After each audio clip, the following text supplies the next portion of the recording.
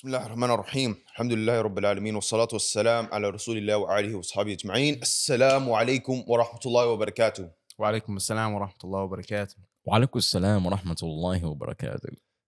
Wait, first off, this guy's salam has never changed in the past 2 years, bro. It's serious, bro. I ain't gonna lie to you. But anyway, It's consistent. we need to apologize because we've been lacking.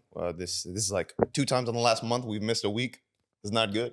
Yeah, we been because somebody wants to travel. Circumstance. Not for real, bro. He had to travel as soon as we came back from Chicago, subhanAllah. Bro went But from flight to flight. Bro had a connection. we alhamdulillah, in this podcast, inshallah, we're gonna be filling it with reminders, but we kind of like want to share our experience with you from our time in Chicago. It was our second time going, subhanallah, and this time around, Second time going or second time to MAS ICNA? second time going to obviously to the convention. But we want to share our experience. What was different. Some reflections, things that we noticed from ourselves and from the youth around there. And the first thing I want to start with is like this year. There was a lot more love for us that was awaiting. People who saw us last year and wanted to show us a lot of love. People who had booths and whatnot, and they I don't know. It just purely felt like a blessing up from Allah that they crossed our path last year, and then even this year, like the new people that we saw this year and the love that they showed us. It felt like pure, for the sake of Allah. It was like sakina in it. If you guys know what I'm talking about. Yeah, and of course, not even just that. Just the fact that, it was just night and day, walking in there. I don't know. Some of you guys, you might experience this on a daily basis, but I know, especially me, I don't, because, in my city, there's not too many Muslims. But just the fact that there's just so many Muslims just gathered together in one place. I can go anywhere, and the first greetings, Assalamu alaikum. Oh, it's not, hey, how you doing? No, Assalamu alaikum. Instead of thank you, it's Jazakallah khair. You know what I mean? Like, it's just different. You know what I mean? Like, you really get to, just be around the Muslims, subhanAllah, like, it's just a feeling that you can't explain. It's like, when we visit a Muslim country and everyone around you is Muslim, like, there's just, you don't have to worry about anything. It's just crazy. Yeah, I just want to say, like, alhamdulillah, the love was amazing. And it really gives us a new appreciation for what we do. Because what people tell us things like that you would never, like, I would have never imagined hearing this when I was like 12, 13, 14 years old. When we were 12, when we were young, I would never imagine hearing people say, yo, the work you do, it really helps me. I love you guys. I love you guys for the sake of Allah. May Allah bless you. When you got people actively making dua for you in front of my face, I'm sitting there, I'm like, I'm yeah, smiling. exactly. You don't even know what to say. Yeah, exactly. And it's just like you said, whenever you greet someone, you say, Assalamu alaikum. Like, people, hold on, you got to really understand the magnitude of this statement. You're saying peace be upon you. Peace, peace, peace, salam, salam. Like, this is a person making dua for you, and it's just like, man, it's a different ballgame, and you have a different appreciation for it. But one thing I want to bring up, man, we heard a khutbah, right? At the convention. And me and Osman and Hussein, we were talking about this. They mentioned the ayah. We were talking about this ayah like the rest of the ikna. You know what ayah I'm talking about? It was, Ya ayyuha alladhina amanu lima taqulu ma la taf'alun. Oh, you who believe, why do you say that which you do not do? And the reason they brought up this ayah was because it was one of the traits of the hypocrites. The hypocrites, they would say something and then they wouldn't do it. And Osman, from before we even got onto the plane, he was saying, we have to do this, we have to do this, and we have to do this. These are our goals, goals, goals, goals. We were like, we want to go after this. We want to do it. And he also brought up the fact, before we even heard the ayah, he said that we always say we're going to do something, and then we never end up doing it. Exactly. It's just something that, we got to let go of. Because when you make a commitment to go ahead and do something, you better go ahead and do your best to execute that. How many empty promises do we give people? You give them this false promise, this false promise, this false promise, and then guess what happens? They end up catching up to you. When has lying ever benefited you? Like honestly speaking, like, I remember, like, from a younger age, like pre-teenage years, and then after, like, when I started to really mature and just like cutting out lying completely just changed my life. All of a sudden, it's more peaceful. You don't have things catching up to you. You're straight up. People respect you. You got an opinion. You gonna say something. You're not afraid. Because what happens when you lie? When you lie to somebody, what's that indication of? You're afraid of something. You're afraid of what they might say. You're afraid of what they're gonna do to you. But you take all of that out and you go ahead. You make a strong commitment to something. You're just gonna be overall better. You're gonna execute your goals. You're gonna do the things that you want to do. And it's even the false promises we feed ourselves. We tell ourselves, oh, we're going to do this, this, and this. We're going to get these goals done. But like, and I'm bringing this up now because it's the new year. And I see all these people talking about, oh, this is what I want to accomplish in the new year. Why does a new year have to come for you to say that, oh, I'm going to change this now? I'm going to do this now. But then you don't end up following through with it. So then a whole year goes by and you haven't done anything. Because here's the thing, though, when it comes to that, and I like that you brought up that lying to yourself is one of the worst people to lie to, because you sit here, you feed yourself lies all the time, right? And then that's all you emulate. Lies. You feed yourself lies, and then all of a sudden you're telling everybody else lies, right? So you lie to yourself on a day-to-day basis. You're already creating the worst habit for yourself, right? And on top of that, right, the new year, new me, people. I understand, it's 2025 now, but this is, first of all, it's not even an Islamic calendar, right? Like, if I was to ask most of you guys, what's the first month of the Islamic year? If you don't know that, then we already got a problem. You know what I mean? By the way. So the next thing is yeah, a lot of people, oh, I'm gonna start going to the gym, I'm gonna do this, I'm gonna get on my prayers and this and this and this and that, making yourself all these promises, and then you never go ahead and do it. Why is it that you start something for a few days, and then after a few days, you just lose the motivation, and you just forget about it, and then you make the goal again, and then you forget about it, and then you just never end up doing it. Like, you really got to commit. If you're serious about something, you're gonna go ahead and find a way to do it, no matter what, if you really want it that bad. But if you don't want it that bad, you're just going to go ahead and keep on delaying it. Oh, when Ramadan comes, I'll start fasting. When Ramadan comes, I'll start praying. When this month comes, when the new year comes, you don't even know if you're going to make it. How many people died on the 31st? How many people died on New Year's Eve? We heard about what happened. And that's just, things that we know about. Imagine all the people we don't know about. SubhanAllah, like, even I said some things I wanted to accomplish, but it wasn't necessarily about like, oh, what's the new year? It was things I had already put in motion, but I want to build more structure towards.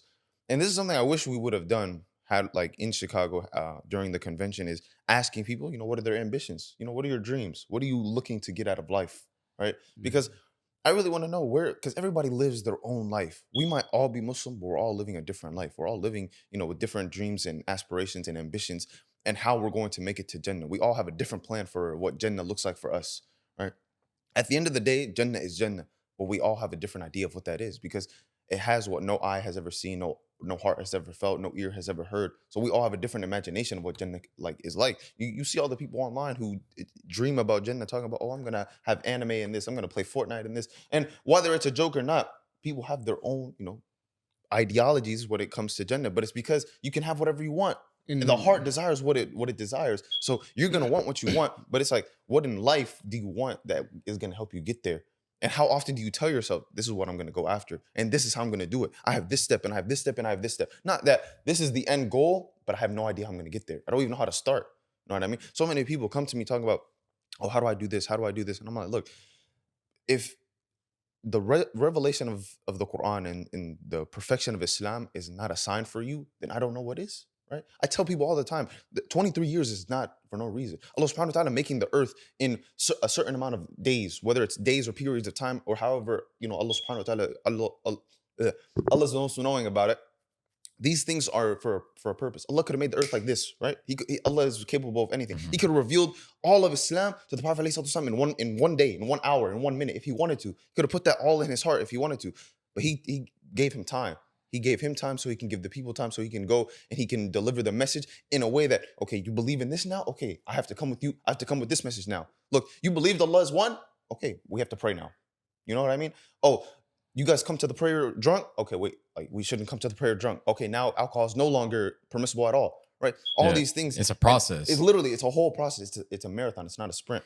And this is something people think of when they think of life, is that, oh, I have to get this done right now. If I'm not in that position in 1 month, I failed, and I'm never going to go about it again. Exactly. And I'm going to tie that back to what I was saying earlier. Like, just as a small disclaimer, that doesn't mean, you shouldn't set a goal date for what you're trying to do. Of course, set a date. That's a good thing, to set a deadline.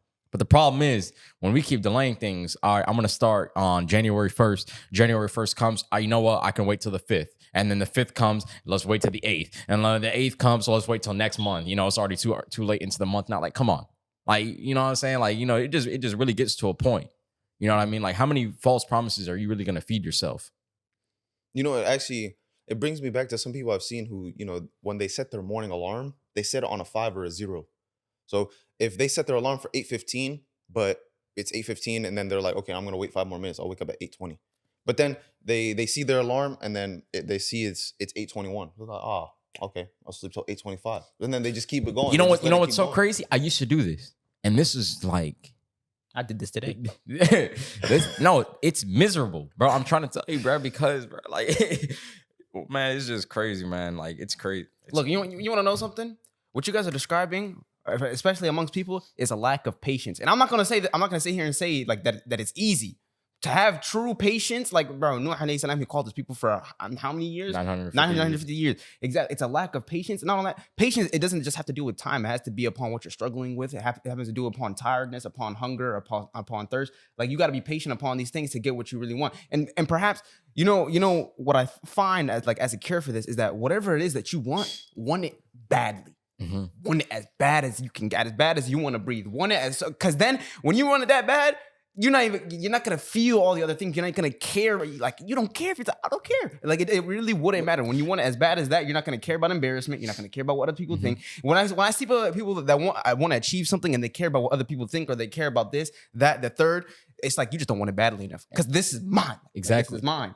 First of all, you want it bad enough, and then you talked about how you made a commitment, a big commitment, and a month goes by, you don't do it. Now all of a sudden you feel like a failure. But hold on, you got to slow down a minute. You know what I mean? Like, if you just brought up the example of the Prophet ﷺ with the Quran. It was a whole process. You set a big goal, set some small goals to achieve that big goal. You know what I mean? Like, the whole thing doesn't have to be done, right this second. You know what I mean? You got to really break things down. You really want it badly, you're going to figure out how you're going to do it. And this is part of figuring it out. You're finding the facts, and then you're going to qualify yourself to go ahead and move on to the next step. So, the example of the Quran, we use this before. It's 600 pages. Who's reading a 600-page book in one day, realistically? Not many people, if not like nobody, right? But, if we break it down, all right, I have 5 daily prayers. Let me read, 2 to 5 pages after every prayer. And then all of a sudden, after a month, you got it all complete. You know what I mean? Like, subhanAllah, you broke it down. You had such a big goal, and then the time goes by, and then you made so much progress. You're going to look back and be like, wow, subhanAllah, I came so far. You know what I mean? I want you to think about how much falsehood has corrupted the earth since the time of Adam alayhi salam to now, and how that Iman found you, right? How Islam found you in the midst of all this fitna, in the midst of us living in this day and age of where people, they call to other than Allah. People don't even believe in Allah. You have people who, call these false ideologies that can corrupt the minds of the people. And then you have even like filth, things that were meant to lower our gaze from, that is right in front of your screen at all times. But Iman still found its way into your heart, subhanAllah, right? And that is not the process of ourselves. That is the process of Allah subhanahu wa ta'ala guiding you and choosing you upon the truth, and asking to be placed upon the truth, and making those du'as, saying that ihdina sirat al-mustaqim is what is going to keep you upon that path, and knowing that is what is keeping you on the path and nothing else, not yourself, no one else besides the decree of Allah subhanahu wa ta'ala. Like, you want to know something I think about often? How many times do we sit there and we think about the blessings that we have? And when I say blessings that we have, I don't mean just, food, drink, air, like to be able to see, hearing. I mean like your Iman, like your faith. How many times do you think, I'm Muslim, alhamdulillah? Like, I get to be a part of something like, bigger than myself, greater than myself. And I get to read a book. Like, if you can read everybody, I get to read a book where I can, get closer to Allah and know my creator and things like that. How many times do we think, like, that's something I try to do every single day now. In the beginning of my day, I try to count, even though you can never count your blessings, I try to count my blessings, and just so that out of thankfulness for Allah. Mm-hmm. And what happens when you're thankful? Yeah. For those who don't know, Allah subhanahu wa ta'ala says, if you are thankful to him, he will surely increase you. Mm-hmm. And that should already like be motivation itself. Exactly. You know what I mean? Mm-hmm. Like, and there's wisdom behind that. Yeah, exactly. It's just never ending. Mm-hmm. You're always thankful. You're always going to go up. You're never going to go down. And think about, and I also like to think of, try to enjoy the good and the bad. And this is something like I really admire from Usman. Whenever like a couple weeks ago, his tire blew out on the road, and he's calling me and he's laughing. You enjoy the good or the bad. You enjoy like when life's gonna be good, you enjoy. Life's gonna be bad, you're gonna enjoy. Because see, the problem with the people nowadays is they love Allah upon conditions. Only if things are going good in their life, they're gonna love God. That's the only way they're gonna love God. Things go bad, you turn around, you turn to this, you turn to drugs, you turn to alcohol. You can't, all of a sudden you can't bear it no more. You can't find or muster the strength to, to turn back to Allah and to ride it out. Like you're just it's a harsh thing to say, but weak individual. Bro, look, I mean, the thing is, when you're just sitting there mad or upset about something for such a long period of time, it's only gonna decrease you. You know what I mean? Like, you sit there and you just feeling down all the time. Like, you're not gonna go anywhere with that. Versus, when you look at it through the positive lens, you take something from it. I know we all heard the corny saying, it's either a blessing or a lesson, but you know what I mean? Like, but it's true.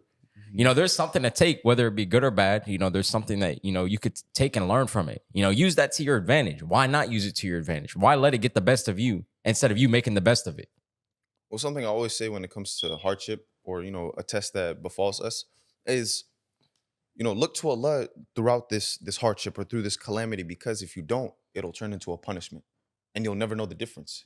You won't know, oh, Allah is just testing me if you don't look to Allah.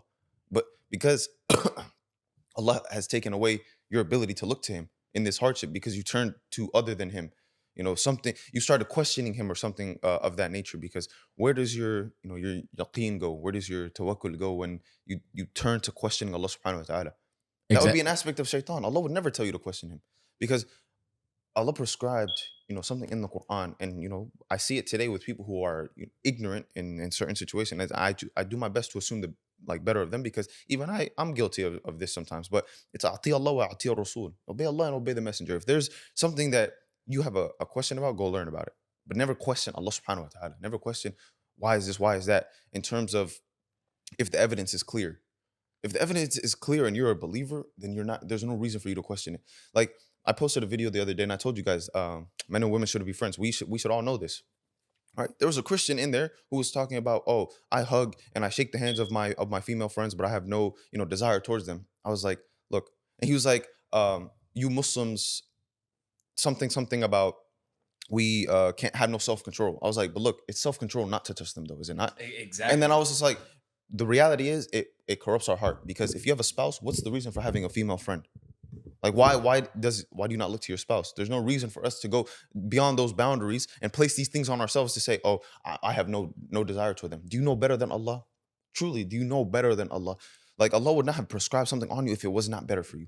And Allah even tells you there are certain things, okay, there's benefit in it, but the harm outweighs the good. The harm outweighs the good always. You know what I mean? And when we speak on this, it's in general. We're not saying every single person can't, man and woman can't be friends. But in general, they can't be, and you can't tell me otherwise. And people also, I just want to make this a point. They misconstrue the meaning of friend. A friend is someone that you talk to every day. Whenever you're in need, you can call them. Whenever you hang out on a regular basis, like at that, like that's you look to this person for advice. For advice, exactly. I mean? No, yeah. Like let's clear it up. Like, a platonic relationship is not something that was uncommon, right? Yeah.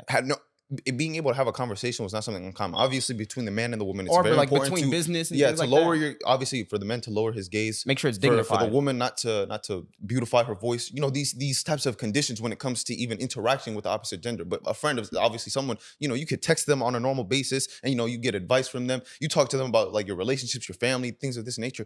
That there's no reason for you to be doing that. That's the true reality of it. Because like, if you're looking for a spouse, or if you have a spouse, go to your spouse. You know what I mean? None of your private interactions should be public with anybody else, like, besides the people that are involved in your certain situation. Like, people will see these videos about men and women being friends, and they'll get angry, like, oh no, I have women friends. Like, to be honest, they're probably not even your friends. Like, by like the true definition of a friend, where you speak to them every day and you're hanging out with them every day, and you're conversating. They know your family, you know their family. Like, you guys are like that. That's a friend to me. People like, they diminish the value of what a friend means. There's been plenty of tests done by non-Muslims, going up to men, going up to women. They'll see them walking together. Oh, this guy's just your friend? Okay. Then he'll ask the man, and then, would you ever get with her? And he'll say yes. And the woman's like, oh, yeah, we could be friends. We could be friends. And this is, for the most part, we can't deny this. We can all see this for ourselves. There is definitely, when a man and woman are so-called friends, like, there's some level of feeling behind that, that they just won't expose. Yet, it's only a matter of time. We know what the principle is when a man and woman are left by themselves. They're not by themselves, except that shaitan is a third of them. Mhm. Meaning, if you do have a female friend, and this is someone, or if you have a male friend, and you can hang out with them on your own, you're not alone. Which is why you can't be friends. Is because shaitan will influence you all, and he's not weak. You guys act like the influence of shaitan is weak. But he got his dua answered by Allah, meaning he has some authority to be able to influence you to do bad. But there are certain people that Allah has guided. He has chose upon the truth that will turn away from that. Well, and they won't even go close to that. I heard the guidance of shaitan was weak. It's just that us as human beings were weak and we fall into that. Which makes him inadvertently strong. So, but look, either way, we got to think about it like this. Non-Muslims even talking about this, let alone you as a Muslim when Allah commanded you otherwise. All right. The non-Muslims will sit here and they'll talk about boy best friends and girl best friends and how it's such a big debate, right? But, rightfully so, because Allah has commanded otherwise, except they just don't know where this guidance is coming from. They just know about it. You know what I mean? We as Muslims, alhamdulillah, we have the guidance. We know from the jump, all right, we shouldn't even be doing this. But they're sitting here arguing about it day and night. There is no arguing when it comes to Islam. You're going to argue with Allah? You're going to argue with the messenger?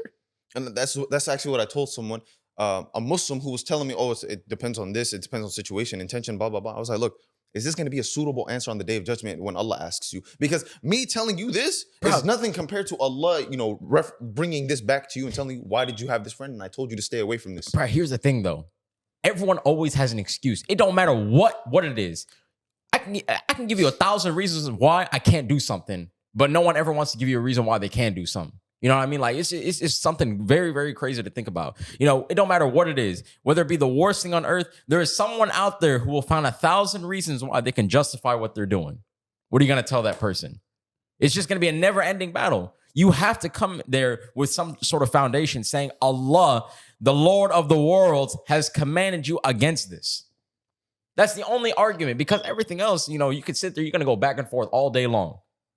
But we have a basis. Alhamdulillah, we have a basis. And yeah, this is going over a lot of people's heads. I know a lot of people are going to be listening to this and be like, what is this guy talking about? No, you have guidance from Allah. Allah has commanded you. You have it right in front of you. Take advantage of it. And you see that, like, when you reflect on these types of things, then you see, okay, no, there's wisdom behind this. Like, I understand it now. Like, think about... Or for most people, they have to learn the hard way. Yeah, I mean... Matter of fact, may Allah grant us understand. Now, yeah, he's talking about you have to learn the hard way. Like, think about people who go into haram relationships.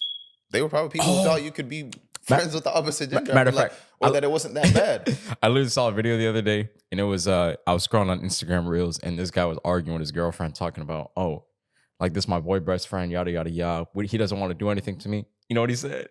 He said, call him right now and tell him, let him smash. And he'll be here, bro. And guess what? Bro said yes. You know what I mean? Like, it's just how things happen, bro. Why are you surprised? Why are you surprised? And you know what I mean? Like, it's crazy, bro. It's just a principle of what you think about, like, what's better for you and what would you want for, not just for yourself, but if you were to have a spouse or if you would have, children, would you want them to be in this situation? Would the Prophet ﷺ, approve of the situation you're in right now had he been here, right? Or how will you answer to Allah for these types of things? And like, that should be your biggest thing. How will I answer to Allah? How will I answer to Allah, right? What is my answer? What are you going to do? Give him an excuse? This? Exactly. Look, are you gonna justify what you do like the way you do it in comment sections? Bro, look, matter of fact, we got the perfect response to this. It's a little bit on the harsh side, but this is something I learned from, my very first job that I worked at from one of my managers. He said, excuses are like assholes. Everyone has one and they're full of shit. Excuse the language, but when you really just think about that, don't let that just go over your head. Like, it's true. You know what I mean? Like I said, everybody can give 1,000 reasons why, but they can't just obey, a simple command. And you're never really truly battle tested until you're put in a situation where everybody's telling you to do the haram thing, or they're saying, hey, it's normal, it's not that bad. And then you don't do that? Yeah, you still choose to be like, no, I don't do that. And I'm not going to do that because it wouldn't feel right for me. And I, in my religion, it's forbidden. Right. I had so many situations like that, whether it was in school or when it was at the job I had, because I was surrounded by purely non-Muslims, people who were low-key curious about like my practices, but not curious enough to like, oh, I want to look into Islam, like I want to see what you guys like truly believe in and whatnot. They just used to be like, oh, do you not do zina because it's in your religion? Do you not have a girlfriend because it's in your religion? I'd be like, yeah, that's purely why. You know what's interesting? or especially when speaking about the friends topic, I don't even understand how people becoming friends with the opposite gender. It's already hard enough for me to find people I like with the same gender who align with the same things that I do, and who got that same mentality that I do, and who work towards the same things that I do. It's already hard for me to find that. Boys are less drama. It's already, but it's like subhanAllah. It's like, bro, when you have a friend, what's the goal? Like ultimately, we've all heard it. You become the 5 people you surround yourself with. It's like, man, you got these friends like. You just you surround yourself with anybody at this point. You can become friends with anybody. No, that's just it's so crazy. I just thought about that. You said you're the average of the 5 friends you hang around. Just imagine you're a dude. You hang around 5 females. Look, but this could. It really brings me back to what we saw at the convention. Like Allahumma barak, I saw a lot of people just hanging out with females hanging with females, males hanging with males, and it was like so much love that was being spread around. And like subhanAllah, during my time there, I didn't feel like one ill intent or one ill assumption at all. I was just here. I was like, damn, bro, all these people are Muslims. They're trying we kind of even couldn't. Wait. Matter of fact, to seek some benefit in some way. Look, people talk about the MAS ICNA and how there's a lot of fitna. Without a doubt, definitely there's gonna be fitna there. Like there was some music playing, blah blah blah blah blah. But if you go in there looking for the haram, you're going to get the haram out of it. You know what I mean? But if you go in there looking for benefit, looking to increase yourself, looking to do better, looking to, network and do things the right way, then that's what you're going to get out of it as well. And alhamdulillah, we went there with the right intentions, trying to get the right things out of it. And alhamdulillah, it worked out just fine. Yeah, we came out with a lot of friends. Then you got other people on the other hand. Oh, no, it's so much this and that. People go there for only this and that. Like, subhanAllah, like if you go there and that's what you're looking for, that's exactly what you're going to get out of it. No, that's facts. And anybody who knows me knows I hate crowds. I hate being out too long and stuff like that. But with that, it was like I had to make sure that I could be around the brothers, and we could do our trivia and meet new people and stuff. But then also attend those lectures that really just reminded me of my purpose and reminded me of the reason why I came there, which is to remind myself of Allah subhanahu wa ta'ala. And whether I learned something new or I just got reminded, it was always beneficial, because sometimes that reminder, even if I was thinking about it right before that talk, it's like hearing it from someone else, hearing someone else's delivery of that reminder really just changes your perspective, because then you go on to think about it in a different way. SubhanAllah, it's similar. Like you'll listen to a surah once, right?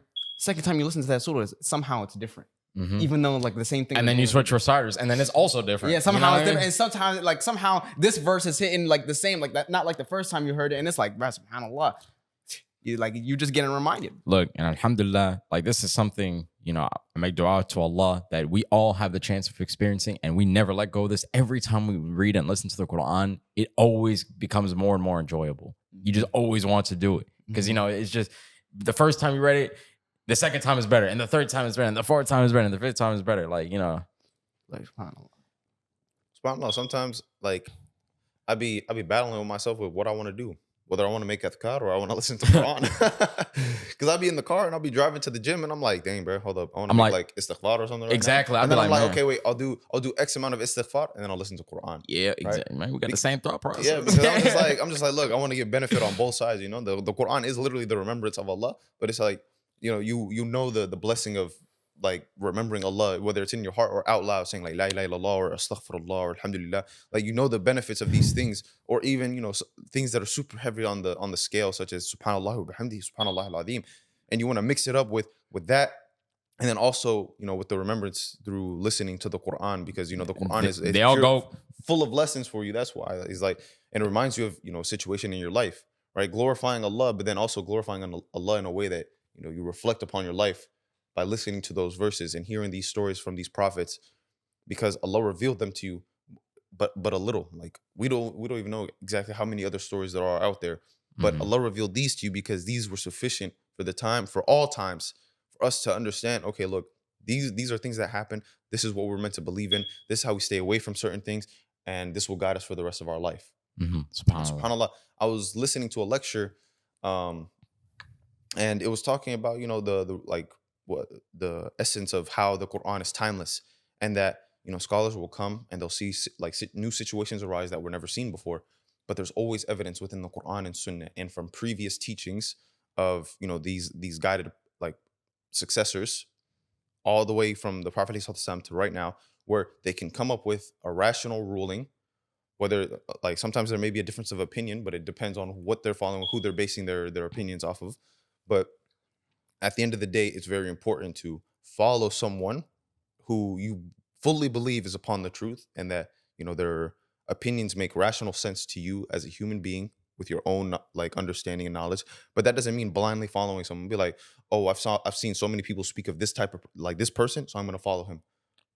But then when they ask you why do you follow him, you're not going to know why. Yeah, he studied here and here, but like what makes you want to follow him?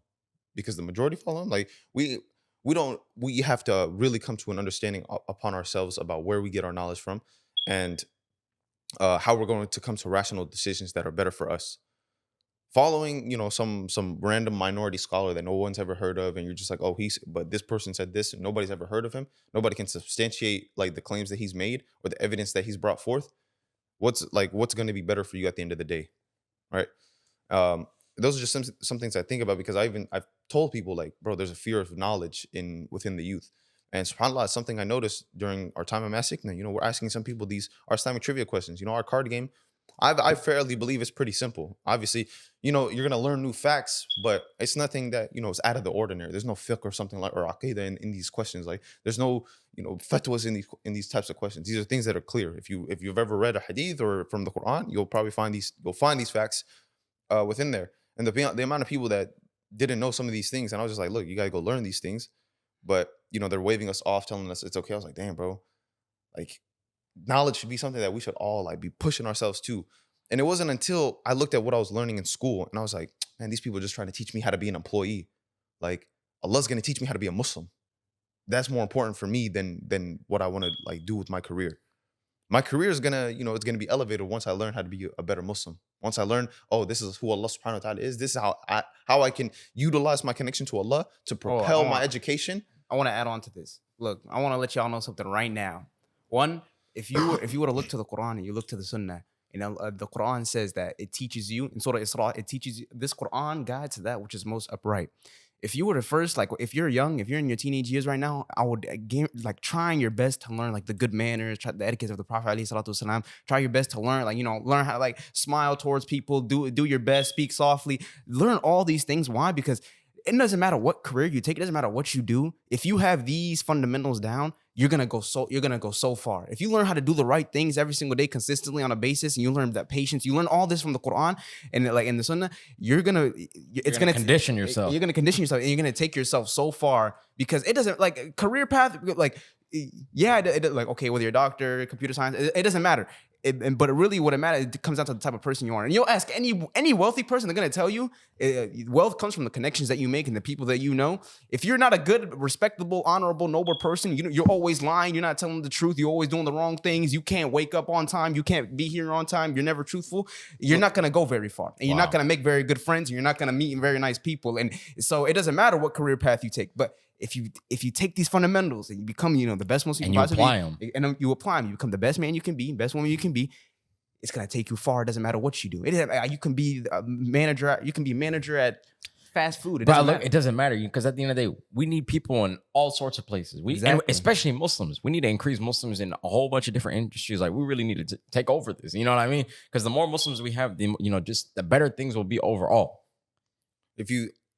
I love what you say, because now it brings me to a point where I say, your Islam, your knowledge, your deen, your salat, all of this is more important than your school or your career or whatever, you're chasing. If I were to ask you, oh, what are your ambitions? Okay, I'm going to study school to do computer science. I want to develop all these types of things. I want to be innovative. I want to do this. I want to do that. But then if I ask you, how are you going to utilize Islam within this? How are you going to spread Islam throughout this, right? Allah gave you, Iman. He blessed you with that people around you might not be blessed with. So how are you going to utilize this knowledge, this guidance that Allah gave you to propel you in the field that you're in the life that you're about to live? Because that's going to be more important for you on the day of judgment. It's not going to be about whatever technological innovations or whatever you did within your career necessarily. If you did bad, obviously you're going to be asked about that. If you did good, but you did good for the sake of Allah, you did something that can help your Muslim community and propel you to, find more remembrance of Allah, to find the mercy of Allah subhanahu wa ta'ala, that's going to help you more than, oh, hey, I won a Super Bowl because I was a professional football player. That's not necessarily going to help me on the day of judgment. And that is one of the reasons why I had to give up that side of my life, because I was like, this is not really going to help me. I didn't know how, I didn't envision myself, spreading Islam in the previous career paths that I was chasing. But then when Allah blessed me with this ability to love Islam and to be like, I want to tell people about this love that I have. I want to show people that, look, you could be young, you could live your life, you could have fun with your brothers, you can surround yourself with good people, with people who are like-minded with you, and still love Islam, and still prioritize your salah, and still prioritize that connection to Allah, and still seek knowledge, right? You can still live your life by being Muslim, because that is your life, right? And that is what I want to push people towards, is that your life should be Islam. Everything else should be on the back burner. And I just want to give a reminder. Alhamdulillah, we talk on these podcasts. Everything is easier said than done. And we know, like, in this world, there's hard things. It's fitna. Like, the Prophet ﷺ said there will come a time, like, we're holding on to religion, be like holding on, like, to a hot coal. We understand, like, there's hard things. And so, don't take our minders as if, like, we're saying you got to do this right now. Like, early in the podcast, we said it's a process. And, you got to, these are just things to keep in mind. If you're not at that point now, you're eventually going to reach a point where things got to start happening for you. And you got, you got to pull this off, or it's said and done. Like, that's it. And, if for people, like, see, whenever I read the Quran, it's like, I'm reading this, and Allah subhanahu wa ta'ala, when Allah subhanahu wa ta'ala talks about the day of judgment, or he talks about hellfire, he talks about Jannah, or he talks about these people felt my wrath, or we destroyed this nation, or things like that. And I'm like, this is as true as it gets. It doesn't get more true. Like, people nowadays, let me rephrase. When I read the Quran and I see Allah subhanahu wa ta'ala talking about, Jannah or hellfire or the day of judgment, this is as true as it gets. People would rather deal with an easy delusion than deal with a harsh reality or a harsh truth. The harsh truth is that you're going to have to answer for everything that you've done. You took a day off, that day still counts. You cheated this person just because this person wasn't significant, or maybe he wasn't as important as you, doesn't mean you still didn't cheat him. You're going to be asked about that. Every single thing counts, and you'd rather deal with the easy delusion, you'd rather deal with an excuse than deal with the reality. You lost. You did this. You did. And that's the thing. Allah subhanahu wa ta'ala said, al-haqq, the reality. You're going to be informed about that which you used to do. And that's the reality. And I always think about this all the time. It doesn't get more true than this. So you got to stop playing with your life. You wasted 2024. It's time to, try do something better with your life. Do something this time. You wasted last Ramadan. This Ramadan, you're not going to waste it. You're not going to play no games. Starting today. Today. I'm talking about you listening to this right now, you processing, that's the start of your change right there. Because the harder the situation, the more that you're rewarded, and the harder the situation, the better it's going to shape you in the future. You know what I mean? So that being said, I'm good from now. If you're a Muslim, then listen to this. Look, live for the Akhirah as if you'll live forever. Because if you live with that mentality of the Akhirah is constantly in your mind, you will never have a dull moment where you're forgetting Allah subhanahu wa ta'ala, or you're not knowing what to do. Because you'll become a person where, regardless of what job you have, or if you're in between jobs, you're not going to worry about where your paycheck comes from, because you know Allah is al-Razak. You're not going to be worried about where you are in the world, because you're going to know that Allah is your Lord. You're not going to be worried about what hardship you're going through, because you're going to know that Allah subhanahu wa ta'ala has prescribed ease upon you, because ease comes with hardship, and hardship comes with ease, right? These are the principles that Allah subhanahu wa ta'ala will teach you. And then you look at the character that you currently possess, and you're like, okay, how am I emulating the Prophet ﷺ right now, right? How are my actions going to be things that will, be a means of benefit for me on the day of judgment, or a means of punishment, right? How will Allah subhanahu wa ta'ala ask me about these things? How will I answer for them, right? Without any excuse, be real with yourself. Start being real with yourself. Start writing things down, right? Start journaling your emotions or your reflections, or however you plan to get closer to Allah, how your day brought you closer to Allah, right? You want to find success every single day, not just throughout your life. Your life will start with every single day that you live, because you're going to be asked about every single thing that you ever did, subhanAllah. So that being said, it's going to close out this podcast, bi'idhnillahi ta'ala. Hopefully you guys found some benefit. You guys take some of these reminders, be able to spread them to your friends and your family, or on social media. If you guys are on social media, inshallah, always making sure that we're upon the truth, and may Allah subhanahu wa ta'ala keep us upon the truth and keep us steadfast. And we're not scholars, we're students of knowledge. Yeah, I'm saying that this time. But Assalamu alaikum wa rahmatullahi wa barakatuh. Assalamu alaikum wa rahmatullahi wa barakatuh. Assalamu alaikum wa rahmatullahi wa barakatuh.